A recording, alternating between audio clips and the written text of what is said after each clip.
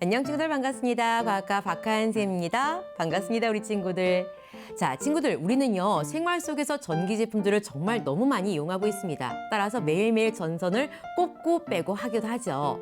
그때야 전선은요 전류가 잘 흐르는 금속으로 되어 있습니다. 하지만 우리가 조선 같은 거 만졌을 때요 전기가 찌릿찌릿 오지 않아요. 그 이유는요 그 금속들을 우리가 전기가 잘 흐르지 않은 물질로 감싸두었기 때문에 그래요.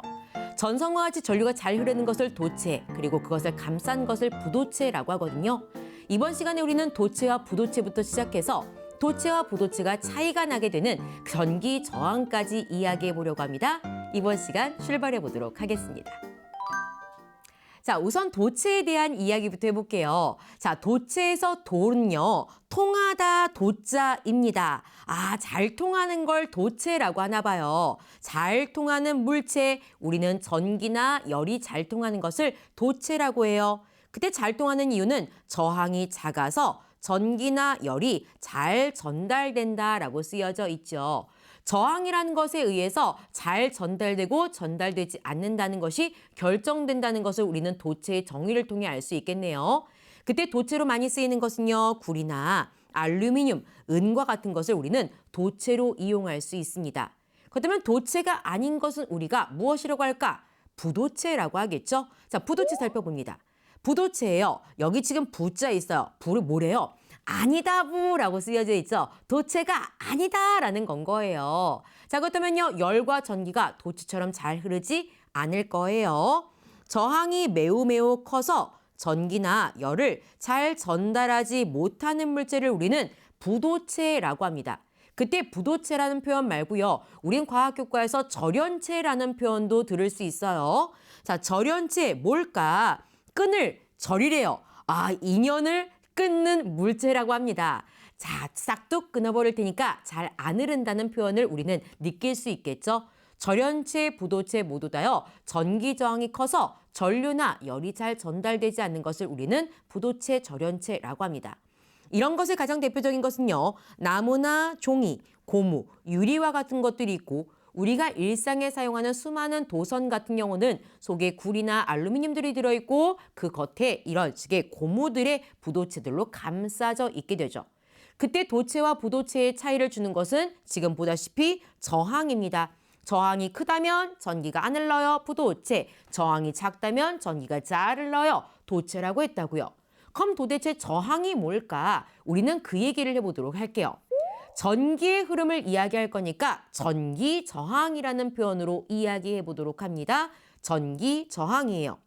자, 전기, 기운기, 전기의 기운을 막을 대항하다 항, 막는다는 겁니다. 즉 전기 흐름을 막는 것을 우리는 전기 저항이라고 하겠지요. 자, 전기 회로에서 전류의 흐름을 방해하는 정도를 우리는 전기 저항이라고 하고요.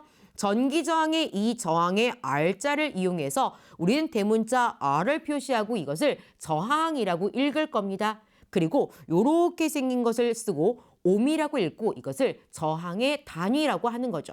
그래서 우리는 이렇게 쓰면 전기 저항이 10옴이구나. 전기 저항이 5옴이구나 라고 읽게 되는 건 거예요. 그때 물질마다 이런 전기 저항의 정도가 조금 달라요. 앞에서 이야기했던 도체의 경우는요.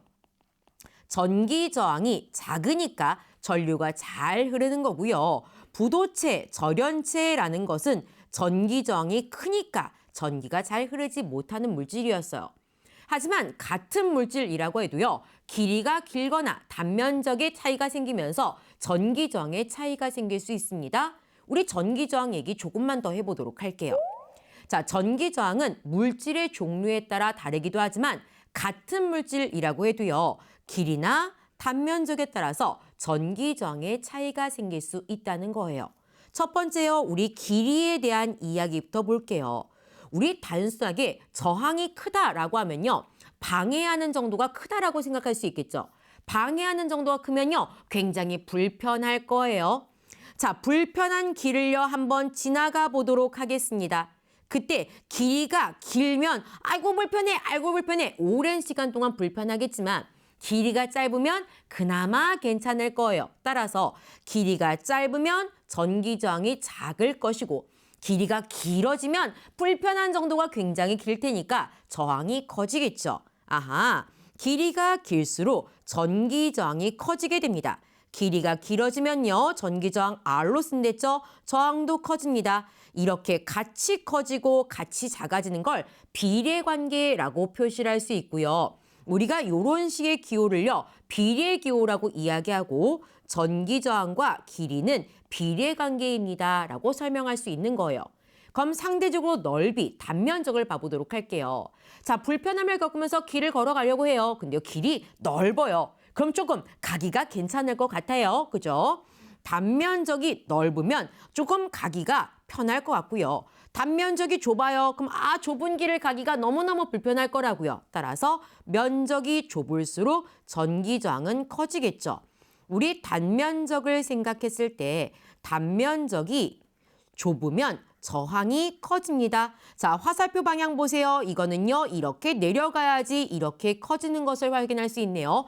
반대의 화살표로 움직입니다. 이런 것을 우리는 반비례 관계라고 얘기할 수 있고요. 이런 반비례는요, 이렇게 분수로 해서 역수 관계로 나타낼 수 있습니다. 따라서 전기 저항은 단면적분의 1에 비례해, 즉 반비례해라고 얘기할 수 있어요. 이렇게 저항은 같은 물질이라고 해도 길이와 단면적에 따라 달라지게 되고요. 이러한 상황을 저항의 연결로도 생각해 볼 수 있어요. 이 같은 이야기 교과서 속 어디 있는지 찾아보도록 하죠. 자, 우리 교과서 속에서 도체, 부도체, 전기장 어디 있는지 찾아보도록 하겠습니다.